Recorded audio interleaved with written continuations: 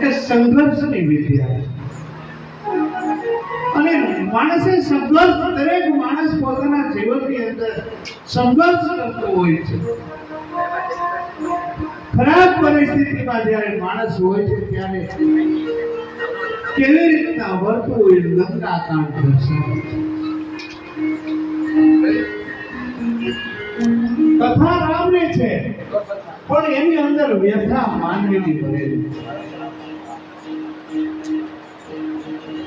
ઉત્તરકાંડ છે એ આધ્યાત્મ વિદ્યા છે. જો આપણી પાસે જે કઈ ઘટતું હોય તો આધ્યાત્મ ઘટે છે, ભક્તિ ઘટે છે. અને જ્યારે જ્યારે માણસમાં ભક્તિનો ઘટાડો થાય છે ત્યારે ત્યારે સંઘર્ષ થાય. ભક્તિ એ જ્ઞાનનું સ્વરૂપ છે. ભક્તિ સ્પર્ધા નથી.